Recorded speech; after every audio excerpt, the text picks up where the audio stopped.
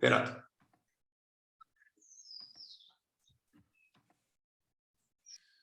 Beleza, voltando aqui.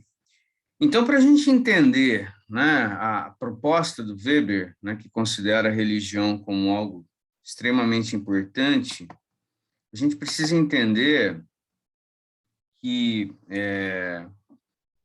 o trabalho dele se dá, seja como teórico, seja como político, né, já que ele tem uma atuação política também, se dá dentro de uma Alemanha concretamente situada historicamente, né? A gente precisa pensar o trabalho do Weber dentro das consequências da chamada unificação alemã. É importante lembrar que a Alemanha não era um país até 1871, tá? Na verdade, ela só se transforma num Estado-nação moderno em 1871. Não só ela, a Itália também, né? A Itália em 1870. Então, o que era a Alemanha? A Alemanha tem vários momentos. Aliás, a gente diz assim, a Alemanha de Martinho Lutero. A rigor, não existe Alemanha nos dias de Martinho Lutero, né? O que existe é o Sacro Império Romano Germânico, né? O chamado Primeiro Reich alemão. Esse Primeiro Reich existiu entre 962 e 1806. Otton o Grande organiza, ainda, né, no século X, este Sacro Império, tá? E esse Sacro Império dura quase 1000 anos. Aliás, o Hitler, em 1933, quando ele diz que estava organizando, né, iria organizar o Reich,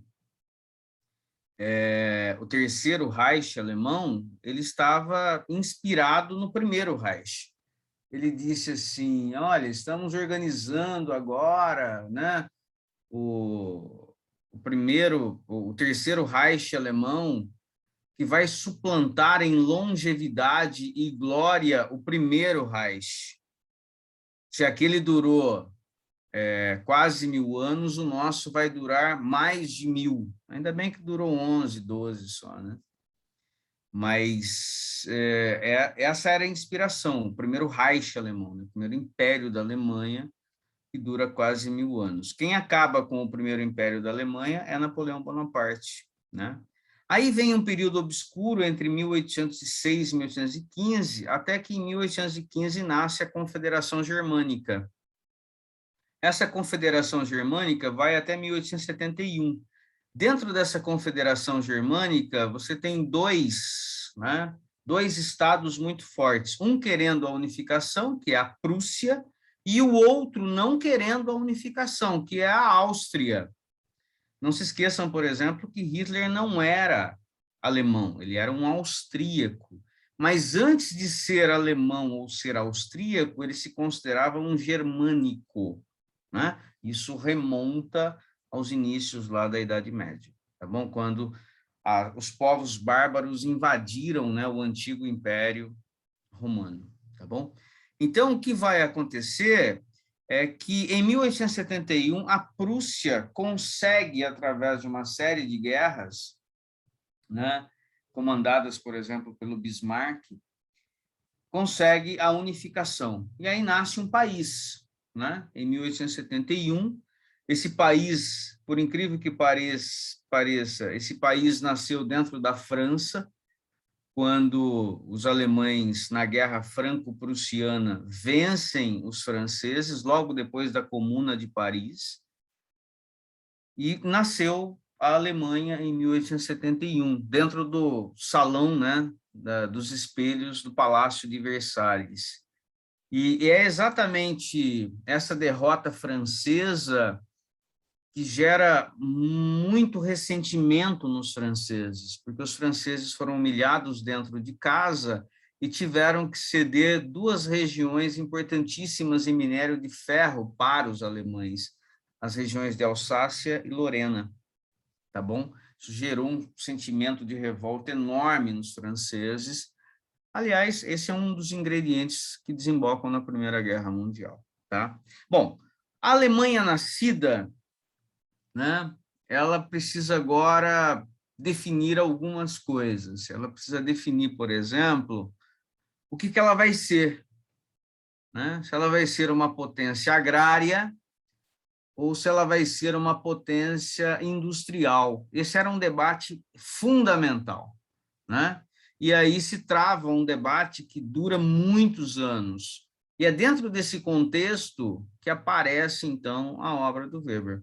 O debate é entre a aristocracia rural, os Junkers, né, que queriam que a Alemanha fosse uma potência agrária, e a burguesia industrial, queria que a Alemanha fosse uma potência industrial, né, disputasse palmo a palmo, né, os recursos, né, naturais do mundo com a Inglaterra, que era a bambambam, que era aquela economia monopolar, né? Havia um polo econômico no mundo de extrema importância. Essa economia, né, esse polo era o polo inglês, a Inglaterra era dona do mundo naquele momento, né?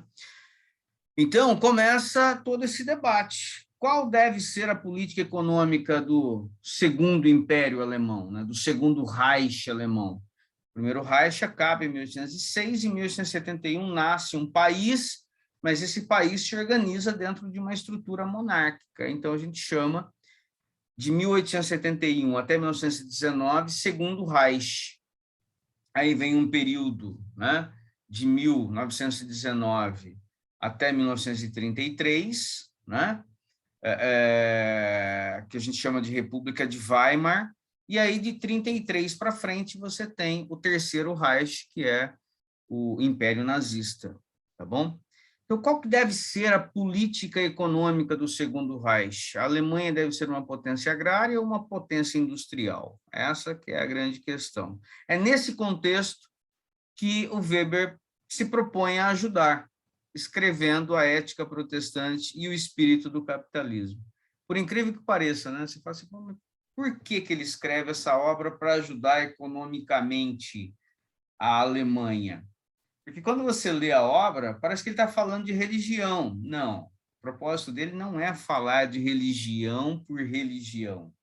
Ele não é um sociólogo da religião, ele é um sociólogo que entende que a religião tem um papel fundamental na organização da sociedade. Ele tem uma compreensão diferente da compreensão dos marxistas que eu acabei de mencionar para vocês agora. Enquanto os marxistas vão entender que não precisam nem criticar a religião, porque Feuerbach já fez isso, né? O Marx diz, eu não posso desprezar o elemento religioso na organização da sociedade. Então, talvez, para resolver o problema, se a Alemanha vai ser uma potência agrária ou uma potência industrial, olhar para a nossa história talvez seja fundamental para a gente compreender isso. E é dentro desse contexto que ele se propõe a escrever a Ética Protestante e o Espírito do Capitalismo.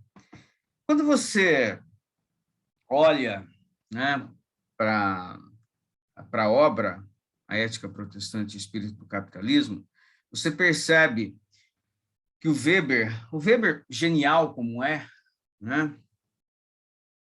ele definiu muitas coisas nas ciências humanas. Hoje, quando a gente fala em tipo ideal, por exemplo, em idealização, tipo idealizado, né? Quando eu uso expressões como feudalismo, capitalismo, socialismo, comunismo, anarquismo, quando eu falo sobre isso, né? Ou consumismo, na verdade, eu estou me valendo de um conceito weberiano, né? de uma maneira de compreender as coisas a partir da ótica do Weber. Por quê? Porque o Weber cria essa noção de tipo ideal. O que é um tipo ideal?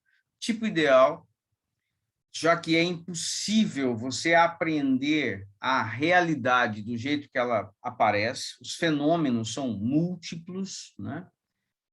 Então, eu não posso me referir a esses fenômenos múltiplos como nas ciências, por exemplo, nas ciências naturais. ou atualizando isso. Por exemplo, nas ciências biológicas, quando eu pego, de repente, uma folha, e eu quero olhar aquela folha em profundidade, eu consigo classificar aquela folha, porque aquele é um objeto, né, que está sob a minha análise, e, portanto, né, eu olho para aquilo e consigo, né, classificar aquilo, estudar aquilo, examinar aquilo, porque aquilo não muda. Então, aquela folha ou aquela formiga da espécie tal, né, acabou. Então, existe um rigor muito forte ali. O Weber entende que nós precisamos, nas ciências humanas, também desse rigor. Mas como fazer isso com os seres humanos mutáveis, né? Que mudam o tempo todo, de pensamento, né? Então, que mudam de ideias, né, assumem coisas distintas, ora pensam de uma forma, no momento seguinte estão pensando de outra maneira. Como fazer isso? Como fazer ciências humanas? E aí, então, ele propõe os chamados tipos ideais, a chamada idealização. Então, é como se eu resolvesse pegar um objeto e eu tentasse isolar este objeto, e eu resolvesse destacar as características mais marcantes deste objeto, deixando algumas outras na penumbra. E eu faço uma espécie de média daquilo e eu digo, olha, tal objeto é assim. Como? Né? Deixa eu dar um exemplo básico aqui. Como que eu posso dizer a seguinte expressão? O brasileiro ama futebol. Alguém vai dizer assim, eu sou brasileiro, mas eu não amo futebol. O brasileiro gosta de carnaval. O brasileiro é amante do carnaval. Não, mas eu sou brasileiro, eu não gosto de carnaval. Alguém vai dizer assim, tá vendo? Então o Weber está certo. Por quê? Porque a maioria gosta. Futebol é de carnaval. Então, isso mostra que você transforma uma coletividade num objeto único. Esse tipo ideal, ele é uma média de tudo aquilo que existe no mundo real, mas ele é uma média idealizada. É um objeto idealizado. E quando eu transformo esse objeto que existe no mundo real de maneira idealizada, eu consigo transformar esse objeto em objeto de análise. Por isso que eu posso dizer que o capitalismo é assim e o protestantismo é assado. Por quê? Porque protestantismo e capitalismo são dois tipos ideais, né? Então, alguém pode ler as páginas do Weber e dizer, pô, eu sou calvinista e eu não sou desse jeito aqui que o Weber está descrevendo. Não importa, né? A maioria dos calvinistas analisados, ou o comportamento calvinista apreendido pelo Weber naquele momento, analisando o calvinismo do século XVII, dá a ele, de maneira idealizada, uma noção do que é ser calvinista, do que é fazer parte das seitas batistas, do que é fazer parte, né, de uma tradição pietista, metodista, e por aí vai, né, luterana. Ele mesmo era de tradição luterana, né? Então, no fundo, ele analisa esses dois filhos da modernidade. De um lado, protestantismo, do outro, capitalismo. O que é o protestantismo? O que é o capitalismo? Né? Na verdade, são dois movimentos modernos. Esse é um ponto importantíssimo para ele. São dois filhos da modernidade, protestantismo e capitalismo. Um não cria o outro, tá? Não é o capitalismo que cria o protestantismo, nem o protestantismo que cria o capitalismo. O protestantismo nasce no século XVI, perfeito? O capitalismo, como nós o conhecemos, ele nasce a partir do século XIV, né?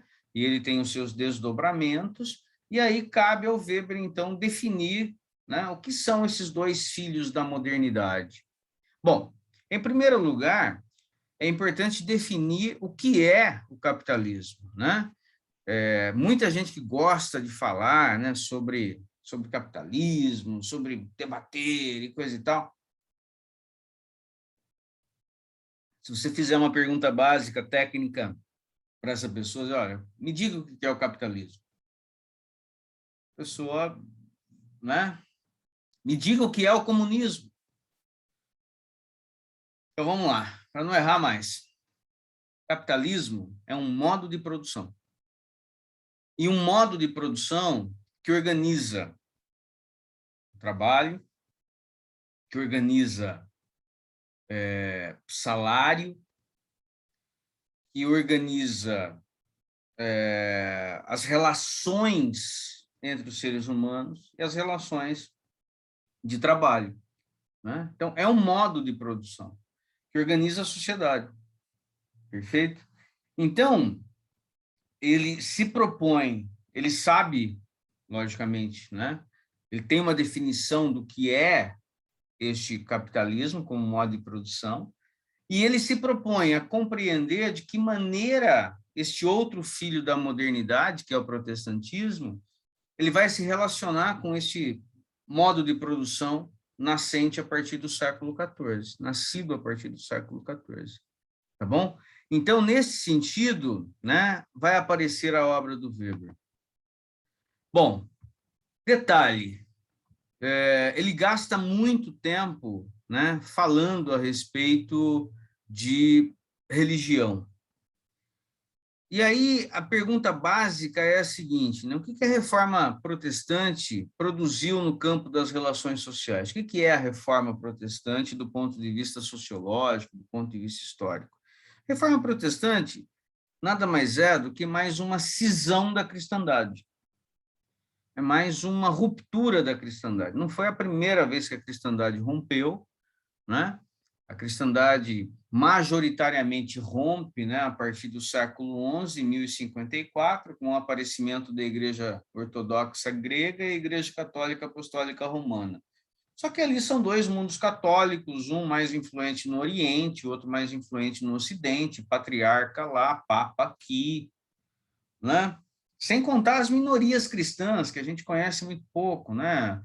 A minoria copta no Egito, o cristianismo sírio, né? O cristianismo de rito bizantino, enfim, o cristianismo é muito maior do que a gente imagina, né? Muito mais ramificado, diversificado do que a gente imagina. A gente fica aí com essa coisa, né? Às vezes bastante limitada, assim, mas vamos voltar aqui para o século XVI. O que é o protestantismo? O que ele representa na prática? Ele representa o fim do monopólio católico. Acabou. A Igreja Católica, que até aquele momento tinha o monopólio dos bens de salvação, era ela quem administrava, e é por isso que ela pode dizer, né, extra ecclesia nulla salus, ou seja, fora da igreja não há salvação, porque ela administra, ela tem um monopólio. De repente vem essa ruptura, essa cisão. E essa cisão desemboca, então, em três novos troncos do cristianismo, né? O luteranismo, o calvinismo e o anglicanismo. Mas Weber sabe disso, mas ele analisa, né, quatro grupos especificamente, quando ele faz a análise, né, das repercussões do movimento protestante a partir do século XVI. E ele se concentra nos calvinistas, nos pietistas, nos metodistas e nas seitas batistas. O que cada um desses grupos deixa como contribuição importante para a formatação de uma visão de mundo, né? O que cada um desses grupos aqui, com atenção especial para os calvinistas, o que cada um desses grupos deixou como contribuição, como legado para a modernidade, né? E aí, nesse sentido, a gente vai perceber o seguinte, ele começa, então, a mostrar quais são as características, né, desse protestantismo de tipo ideal. Bom, em primeiro lugar, o que o protestantismo produziu no mundo? produziu um desencantamento do mundo. Essa expressão é muito forte. Toda vez que vocês encontrarem essa expressão, lembrem do Weber, porque ela é dele. Desencantamento do mundo, / secularização. O Pierucci, né, que era um professor da USP, que inclusive escreve a introdução dessa edição aqui. Essa edição aqui, vocês estão vendo? Vocês não estão me vendo mais, né? Essa edição que eu mostrei de capa verde... É que o senhor está com a câmera desligada, professor. Espera aí. O que eu faço aqui? Mas vocês estão vendo os slides? Então. Tá. Deixa eu ver se eu abro. Peraí. Vai ficar tipo uma barrinha aí próxima na parte de cima, quando o senhor está compartilhando. Nele fica tanto o microfone quanto a de vídeo para ativar. Na hora que o senhor mexe no slide, vai aparecer uma barrinha em cima. Tá. Não, mas tranquilo. Deixa eu pegar aqui. Não vamos mexer por enquanto, não, senão vai dar problema. Depois eu volto para lá. O importante é vocês verem aqui o slide. Beleza. O que acontece, né? O Pierucci, ele trabalha com a ideia, ele escreveu a introdução desse livro comemorativo dos 100 anos, né? Essa edição que eu mostrei para vocês de capa verde no começo da aula, ela... Pessoal, vocês estão aí? Estamos, professor? Tá. Sim, estamos aqui. Sim, estamos aqui, professor. Sumiu tudo aqui. Será que aconteceu? Não, voltou. Beleza. Tá bom. Ele escreveu o seguinte, né, que desencantamento de mundo é sinônimo de secularização. Os protestantes iniciaram a secularização do mundo moderno. É importante ter isso em mente. Hoje em dia é muito fácil, né, você escutar pastores, porque o secularismo... Tá, mas a secularização foi iniciada por protestantes. Por que ela foi iniciada por protestantes? Porque nós desmagificamos o mundo encantado da Idade Média. Então, vamos entender o que é desencantamento do mundo. Durante a Idade Média, o mundo estava encantado, ele estava magificado, tá bom? O que significa isso? Significa que um cristão, por exemplo, ele só pode ser um cristão católico. Ele só tem uma opção. Existe um monopólio no mercado de bens religiosos, usando uma linguagem econômica, sociológica. Existe um monopólio. Tá bom. O que vai acontecer? O que vai acontecer é que esse sujeito, ele vai até o padre, ele quer participar da missa no domingo, ele quer participar da Eucaristia, ele vai até o padre e ele confessa os seus pecados, né? E aí ele compra perdões, né? A venda de indulgências tem relação com isso, né? E esse sujeito, então, ele compra perdões para ele, compra perdões para a família. O problema, isso existia. O problema nos dias da reforma é que isso, para conseguir dinheiro fácil, os caras fizeram uma liquidação tipo Casas Bahia, né? Então, popularizou demais o negócio. E aí, nesse sentido, o que vai acontecer, né? O Paulo Guedes adoraria, né, essa coisa, né? Ele ama pobre, né? Não, tô brincando. Não ama, não, odeia, né? Aí o que acontece, né? Você tem ali uma situação de total mundo mágico, né? Porque você vai até o padre, você compra, né, os seus perdões, você mobiliza pessoas e as tira do purgatório, se for o caso, você tem um santo para cada dia, os santos são aqueles que possuem reservas de virtudes, então eles podem dispensar essas virtudes para você, né? Então, você tem um mundo povoado, você nunca tem acesso direto a Deus. Você precisa passar pelo clero. O clero é esse intermediário entre você e a divindade, e é ele quem administra os bens de salvação. Então, não há uma relação direta com Deus. Você sempre tem intermediários, que pode ser um santo, que pode ser Nossa Senhora Aparecida, que pode ser o clero, né? Você tem a figura do anjo da guarda. Então, é um mundo mágico, onde você não acessa o sagrado diretamente. O que faz o protestante? O protestante, quando aparece dizendo que este mundo mágico é um mundo de superstição e que você pode ouvir diretamente a Deus através da palavra de Deus, que é a Bíblia, a única regra de fé e prática, você passa, então, a ter um mundo, né, desencantado. O mundo deixou de ser mágico, porque você acessa diretamente a divindade, você tem acesso direto ao sagrado. Eu falo com Deus e ele fala comigo.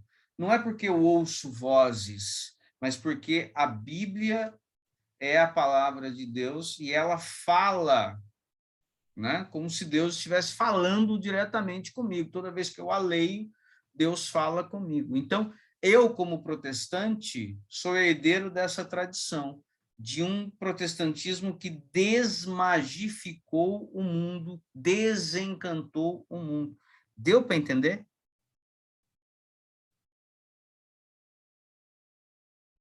Deu para entender? Sim. Sim, professor.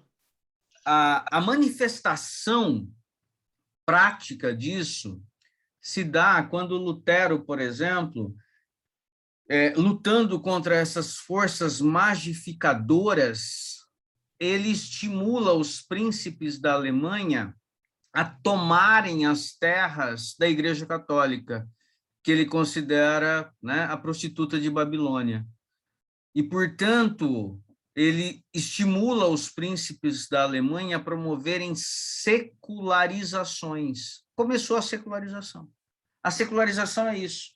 É quando você tira, você mexe no domínio do sagrado. Quem que dominava o sagrado? A Igreja Católica. Quem tinha o monopólio dos bens de salvação? A Igreja Católica. Como que isso se materializa além do plano espiritual? Se materializa na prática, numa igreja muito rica, com possessões, com bens.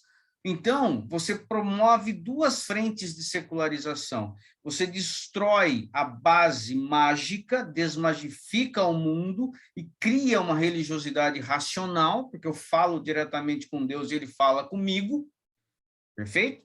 E, ao mesmo tempo, eu desmonto a estrutura religiosa, política, poderosa, quando eu estimulo os príncipes a tomarem as terras da Igreja Católica. Perfeito? A secularização é isso, é o desencantamento do mundo. O mundo foi desencantado, foi desmagificado. Cria-se um mundo racional, de uma religiosidade racional, onde você não tem mais intermediários. Há um único intermediário entre você e Deus, e ele é Jesus Cristo, homem. Acabou. Não tem mais intermediários. Eu não preciso mais de papas, eu não preciso mais de padres, eu não preciso mais de uma Malafaia para falar por mim. Deu para entender? Não preciso. Eu falo diretamente com Deus e ele fala comigo, pô. Entendeu? Eu não preciso de representantes, né? Então, nesse sentido, começa o desencantamento do mundo, começa a secularização. Então, a consequência natural disso é uma religiosidade racional, né? Racional. Uma religiosidade que vai exatamente desembocar em coisas positivas. Puxa, eu falo com Deus e ele fala comigo, né? Só a escritura. Por que só a escritura? Por causa disso, né? Porque eu não preciso mais desse aparato espiritual todo que era típico do mundo mágico católico. Só que tem um problema. Qual é o problema? É a marca registrada que vai nos acompanhar desde então. A culpa. Por que culpa? Porque, como dizia Kierkegaard no século XIX, há uma diferença qualitativa entre Deus e o homem.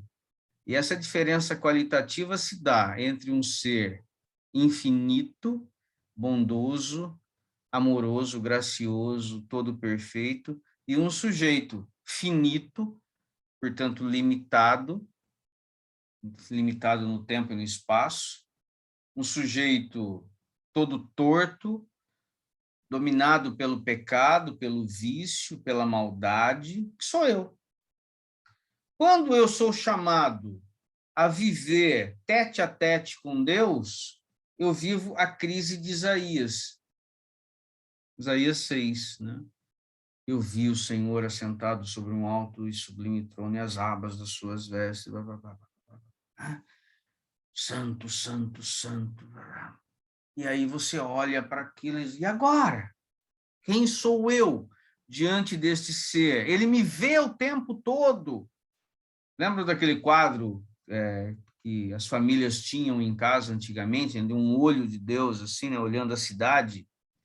Os mais antigos vão lembrar disso, né? Essa era uma marca do protestantismo, ou seja, esse Deus que olha, observa tudo. E ao olhar e observar tudo, e você manter uma relação direta, sem intermediários com este Deus, você o tempo todo se sente em débito, se sente culpado. É por isso que as nossas liturgias protestantes estão carregadas de confissão. Você não se apresenta diante de Deus se você não se confessar.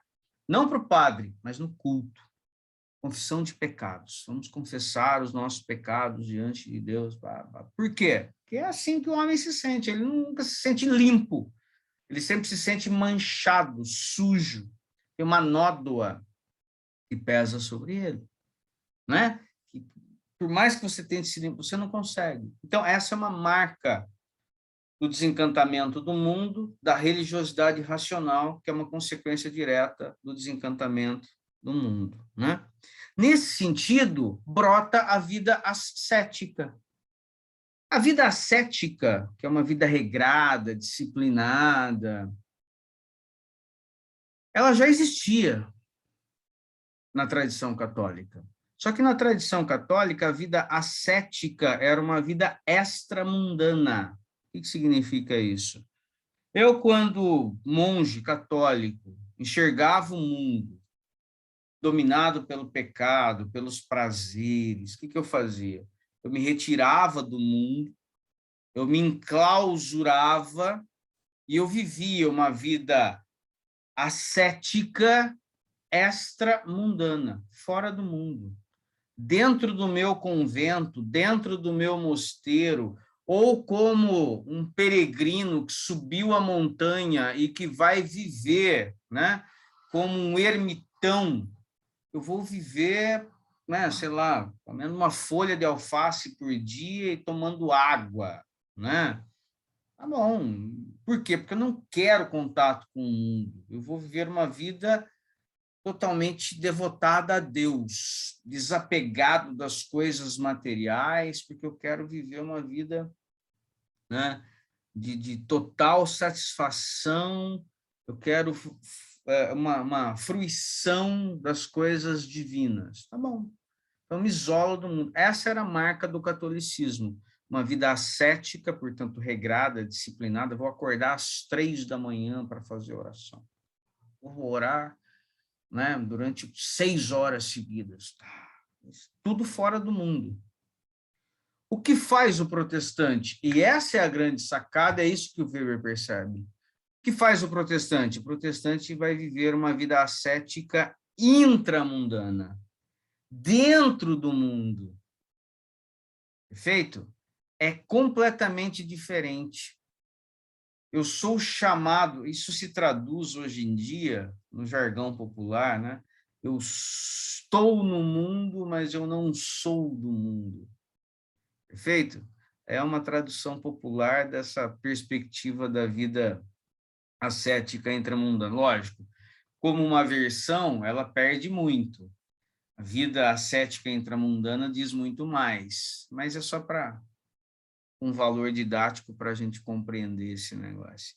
Essa vida ascética intramundana significa que o protestante, agora, ele vai, não vai mais se isolar do mundo como católico, ele vai viver, né, como ovelha no meio de lobos. Ele vai cumprir a proposta de Jesus Cristo. Ele não vai abandonar a cidade, ele não vai abandonar o mundo, ele vai viver no mundo, mas dentro do mundo, as suas posições, as suas atitudes, a sua fala, o seu comportamento vão denunciar que ele é um cristão autêntico, um cristão verdadeiro, vivendo uma vida regrada, disciplinada, de testemunho constante de que essa vida agrada a Deus, né? Por quê?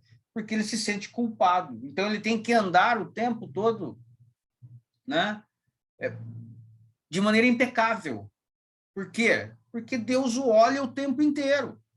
Porque ele não tem mais aquela vida fácil do catolicismo, onde bastava você confessar os seus pecados para o clero, você precisa de arrependimento, mas o clero faz o serviço. Agora não.